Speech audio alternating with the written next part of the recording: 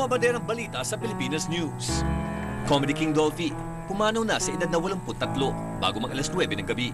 Buong industriya ng showbiz, nagluluksa. Mga pakikirami ng pamilya, kaibigan, at fans, bumaha.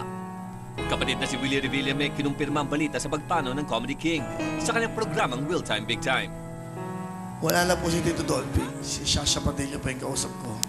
Mga naging kontribusyon ni Comedy King Dolphy sa industriya ng pinilakan tabing, ating balikan. I love you all. Mwah.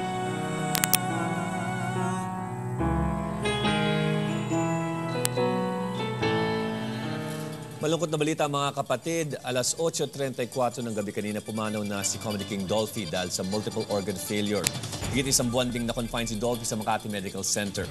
Nakatutok ang News 5 para sa balitang yan. Nasa Makati Medical Center pa rin po ang ating kasamang si Laila Chukadora na tumutok doon ng mahigit isang buwan. Bibigyan niya po tayo ng update maya-maya tungkol sa ospital, pati na rin sa pamilya Quizon. Nakaantabay naman si Marian Albiar sa Heritage Memorial Park kung saan naman ilalagak ang mga labi ng Comedy King. Unahin po natin ang live update mula sa Makati Medical Center kung saan kanina pa nga nakatutok si Laila Chukadora. Laila, ano nang sitwasyon natin dyan? Paulo, Cherry, bandang alas 8:34 ng gabi kanina, pumanaw na nga ang ating Comedy King na si Dolphy at bandang alas 9:30 naman ng gabi ay naglabas ng pinakang huling medical bulletin ang Makati Medical Center tungkol sa pagpanaw ng ating Comedy King. Ayon sa pahayag ng Makati Med, binawian ng buhay si Dolphy ganap na alas 8:34 ng gabi dahil na rin sa multiple organ failure. Dulot ito ng mga komplikasyon ng kanyang severe pneumonia, chronic obstructive pulmonary disease at renal failure. Kasama ni Dolphy sa kanyang huling sandali sina Jaja Padilla at iba pang anak ng Comedy King katulad ni Epi Quizon. Tuloy-tuloy naman ang buhos ng pakikiramay para sa pamilya Quizon. Si Senador Bong Revilla nagbigay din ng kanyang official statement at ayon nga dito, malaking kawalan si Dolphy sa industriya. Hindi rin daw matatawaran ang kanyang mga pamana sa larangan ng sining at kultura at maswerte na raw ang artista na makakaabot pa sa kanyang narating. Dapat daw natularan si Dolphy sa kanyang naging kontribusyon sa industriya ng showbiz. Nakagawa ng may 200 pelikula si Dolphy at maraming TV shows na tumagal ng dekada. Paulo, Cherry, kung nakikita nyo nga sa aking paligid, medyo nag-subside na o tumahimik na ang lugar. Ito ay dahil kanina nakita natin ang karo ng Heritage Park at isinakay na nga doon ang katawan ng ating Comedy King. Nakita rin natin, may exclusive mamaya si Jeff Fernando.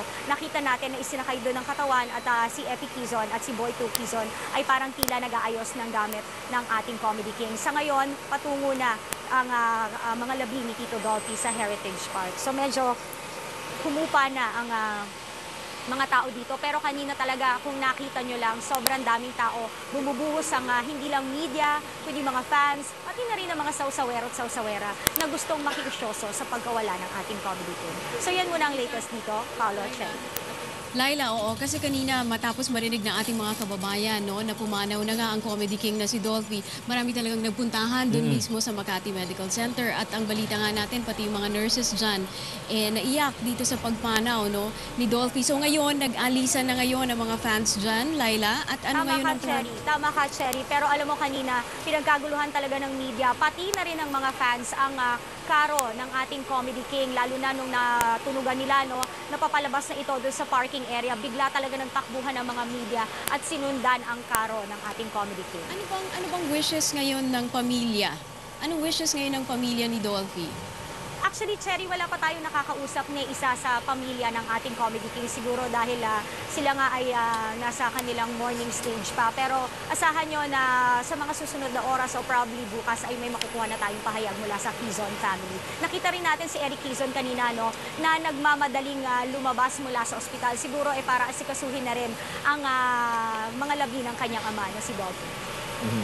So ayun, nakita po natin ng video ni Boy 2, at saka si Eric Quizon nga, si Direk Eric ay galing sa kanyang taping sa may Bataan pa at agad-agad nga umuwi siya nung narinig na nga niya yung balita tungkol sa kanyang ama. That just goes to show, Paolo and Laila, na kahit na nasa critical stage at nanatili siya sa critical stage. The fact that Eric Quezon was out and directing the movie at saka yung iba niyang anak wala dyan kasama ang ibang kaibigan nila, hindi talaga nila inaasahang mangyayari ito sa araw na ito. Oh, Di ba, Laila? actually, Cherry, kung if I may butt in, si Epi kanina nung na-interview pa natin, talagang in a good mood siya. And yesterday, nung medyo nakausap natin siya for this interview today, talagang in high spirit siya. At maririnig mo talaga, mababakas mo sa boses niya na happy siya at hindi niya ine-expect na may mangyayaring ganito ngayong araw na to.